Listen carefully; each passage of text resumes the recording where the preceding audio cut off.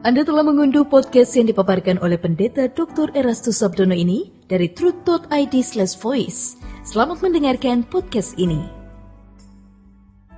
Shalom saudara sekalian, salam sejahtera. Kebenaran hari ini berjudul Merasa Berhak Hidup Wajar. Saudaraku, hampir semua kita pernah melihat atau mungkin mengalami bagaimana anak-anak yang dibesarkan oleh orang tua setelah dewasa masih terus menuntut dan merasa berhak untuk difasilitasi orang tua. Ini pasti menyedihkan.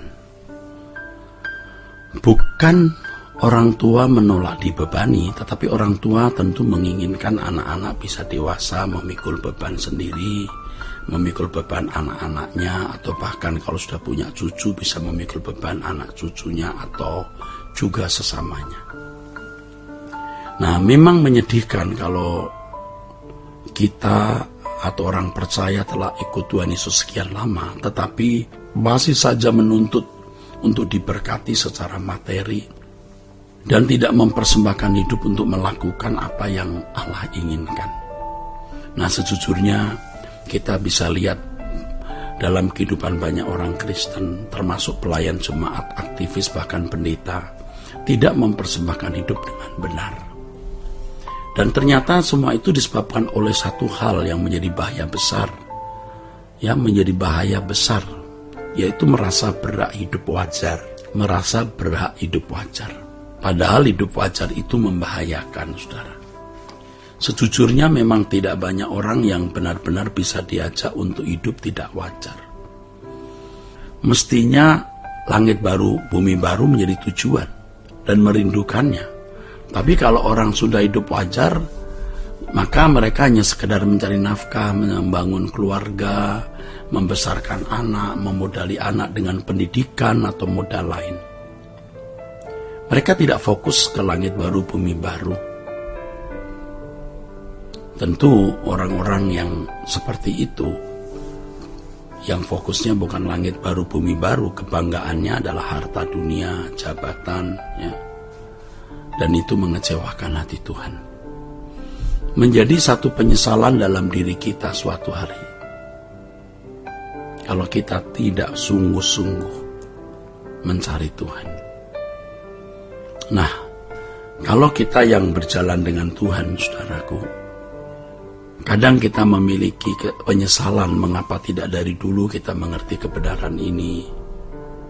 Setelah kita mengerti kebenaran ini, mengapa tidak banyak orang mau ikuti jejak kita, tidak ikut mengalami perubahan yang kita alami. Memang kita tidak bisa memaksa seseorang untuk ikut jejak kita atau apa yang kita ajarkan. Tetapi kalau kita sudah cukup memberi ruang dan waktu bagi mereka dan mereka menolak, kita harus berjalan ke depan, tidak usah menoleh ke belakang. Karena masing-masing akan bertanggung jawab di hadapan Tuhan. Di sini kita tidak boleh terjebak dengan persaudaraan palsu. Kita harus berani hidup tidak wajar, yang berbeda dengan dunia ini untuk berkemas-kemas pulang ke surga. Sebagai pengikut Yesus, kita tidak perlu membela sinode, tidak perlu membela gereja atau hamba Tuhan tertentu. Yang penting adalah perubahan hidup kita secara pribadi sesuai dengan kebenaran Injil.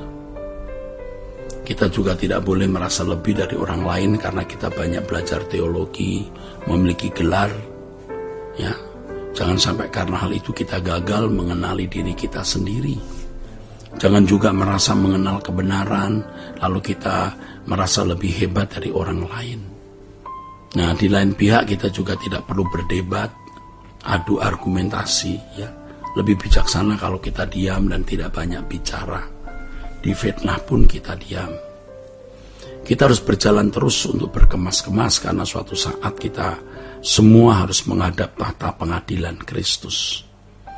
Kita akan melihat dalam pengadilan itu bagaimana keadaan kita masing-masing karena tidak ada yang tersembunyi, saudaraku. Kita semua harus takut akan Allah sejak kita hidup di bumi ini. Kita tidak boleh sembarangan hidup. Allah yang maha tinggi, maha mulia layak menerima persembahan segenap hidup kita tanpa batas. Selanjutnya kita harus memiliki perasaan krisis terhadap dunia akan menuju kegelapan abadi ini. Kita harus terbeban terhadap keselamatan banyak jiwa. Sehingga dalam pelayanan kita bukan mencari keuntungan, pelayanan bukan komoditas untuk kepentingan kita sendiri. Ya, memang ironis kalau kita melayani atau ada orang-orang melayani pekerjaan Tuhan tetapi masih memiliki agenda pribadi di balik pelayanan tersebut. Ya, memang tidak terang-terangan mau memanfaatkan pelayanan bagi kepentingan pribadi, tapi dalam kelicikan orang sebenarnya melayani karena uang, karena nilai diri. Nah, malangnya dia sendiri tidak sadar motif itu telah menguasai hidupnya. Kita harus memiliki beban terhadap jiwa-jiwa. Kita harus melihat hidup kita, apakah benar-benar telah fokus terhadap kehidupan yang akan datang. Ya, apa kita benar-benar sudah berkenan di hadapan Tuhan?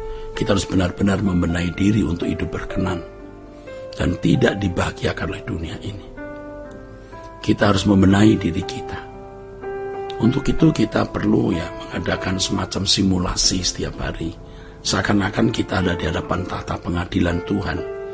Dan pada waktu itu kita akan ditanya, apa hidup kita sudah bersih? Apakah masih ada ikatan percintaan dengan dunia? Berapa banyak jiwa yang telah kita bawa kepada Tuhan? Sangat mengerikan, saudaraku. Kalau tanpa kita sadari, kita telah diliciki oleh diri sendiri. Ternyata kita egoisme, kita mencari kepentingan sendiri tanpa kita sendiri sadar. Kalau sudah tidak sadar akan diri sendiri, saudara, tidak tahu kalau dia tidak tahu, wah bahaya, saudara. Mengerikan, saudara. Nanti baru dibongkar di hadapan Tuhan. Wah, mengerikan. Saudara, kalau kita sungguh-sungguh mencari Tuhan, memang kita menjadi seperti orang kesepian. Karena tidak banyak orang yang sungguh-sungguh mau mempersembahkan hidup tanpa batas kepada Tuhan. Ya. Tetapi ini yang harus kita tetap pilih dan lakukan. Kita mempersembahkan hidup tanpa batas bagi Tuhan. Nah, saudaraku sekalian, dipisahkan dari dunia untuk hidup sepenuhnya melayani Tuhan, fokus langit baru, bumi baru, berbeban untuk menyelamatkan jiwa-jiwa dan mempersembahkan seluruh milik kita untuk keselamatan jiwa-jiwa. Itu memang tidak mudah dilakukan, tetapi ini hal yang paling terhormat, membuat kita terhormat. Kita melayani tanpa menuntut balas. Kita betul-betul berkerinduan untuk menyelamatkan jiwa, yaitu bagaimana orang dikembalikan ke rancangan Allah semula. Disinilah kita hadir sebagai utusan-utusan Kristus mewakili Bapa dan Tuhan Yesus Kristus untuk merawat dan melawat orang-orang di sekitar kita. Nah, untuk itu mau tidak mau kita harus membenahi diri sendiri. Karena kalau kita tidak membenahi diri sendiri dan mencapai standar hidup sebagai anak Allah yang benar, bagaimana kita bisa menuntun orang lain memiliki standar tersebut? Saudara, melalui kebenaran ini kita bisa membangun persaudaraan, hubungan yang baik, satu dengan yang lain menjadi satu teamwork untuk melayani pekerjaan Tuhan, ya, untuk mengabdi kepada Tuhan, ya, dan inilah harta abadi kita. Kiranya Tuhan memberkati saudara sekalian. Sola Gracia.